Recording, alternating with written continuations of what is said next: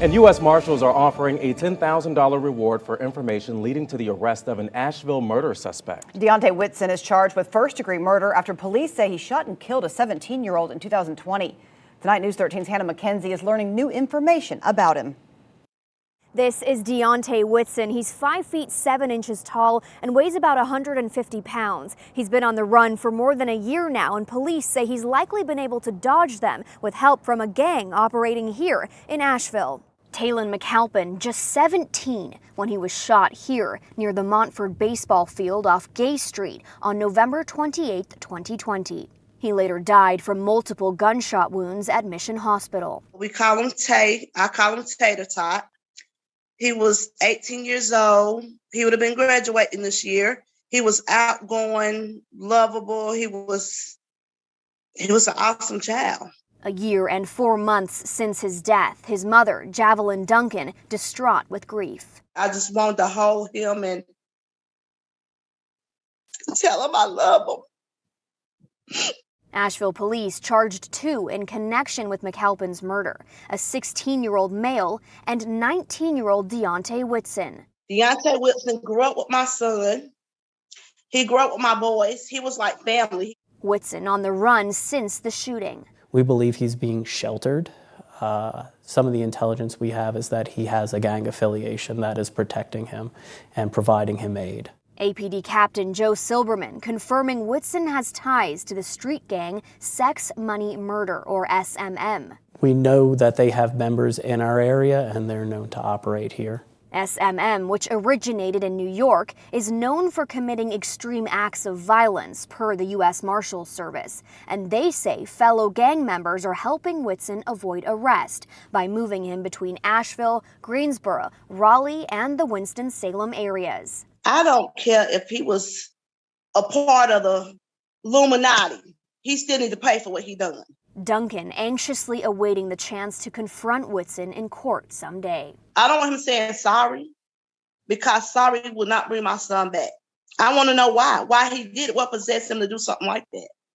The U.S. Marshals say Whitson could be using an alias. Remember, information leading to his arrest could earn you $10,000. If you know where he is, contact the U.S. Marshals Service at 1-877-WANTED-2. You don't have to give your name and you don't have to testify. We'll also have that number on our website, WLOS.com.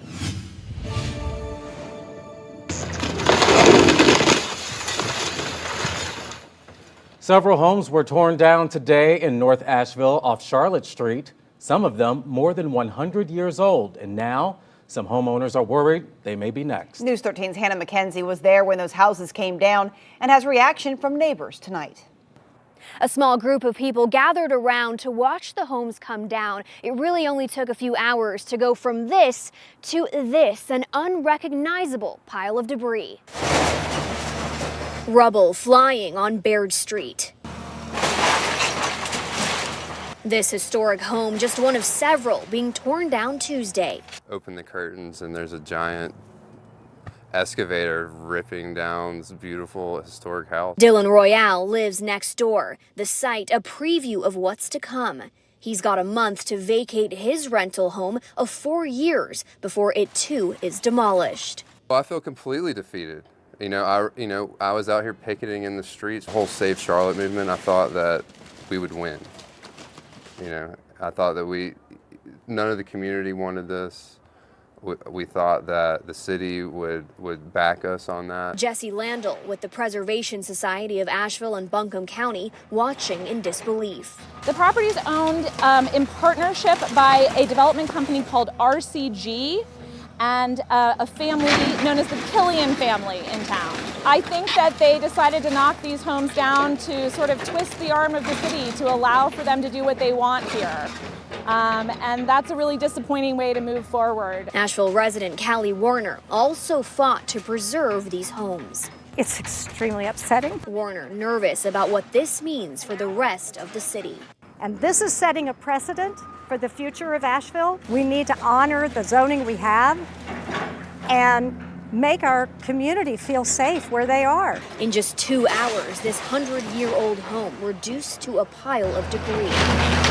And looming reality of eviction day creeping closer for Royale. I've searched far and wide here in Asheville. I can't find anything comparable for under $3,500 a month plus bills. I don't know what I'm going to do. I don't know where I'm going to go. I don't know what's next.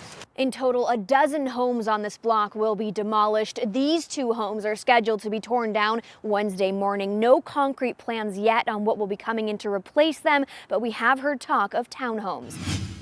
And it's that dry weather that increases the possibility of wildfires right here in the mountains. News 13's Rex Hodge has the latest in a battle to put out the fire in Swain County and the Great Smoky Mountains National Park, and how it's also disrupted visitors' plans.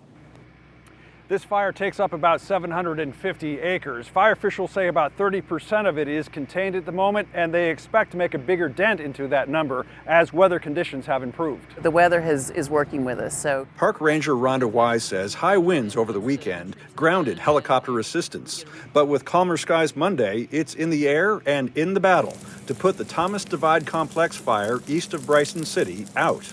It's comprised of 2 fires sparked by downed power lines, the Stone Pile and Cooper Creek fires, 46% of it in the Great Smoky Mountains National Park. Today, we've got air support doing water drops on site near the Thomas Divide Trail.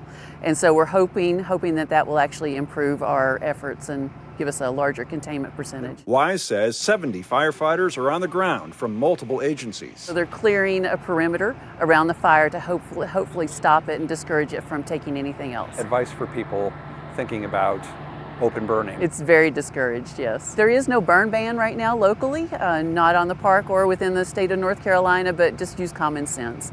If the wind is high, don't fire up your fire pit. The wildfire destroyed 2 abandoned trailers, but no structures have been damaged. Spring break, so we're here, the kids are off of school. It has closed several park trails, however, disrupting visitor plans. Pretty much canceled our plans for the whole day. Can't really do any of the hikes we were planning to do. We tried driving to the other trailhead around the corner, and that road was closed. David Schinnebarger, family and friends, detouring to a plan B. There's so many tourist attractions here. I think we might just spend our day in the city. We saw some people fly fishing here, so we might maybe try that out. The river runs through! They'll continue with their spring break vacation, and the battle will continue to suppress the wildfire, a new incident command team coming in to refresh the efforts. There are no evacuation orders at this time, and there have been no injuries.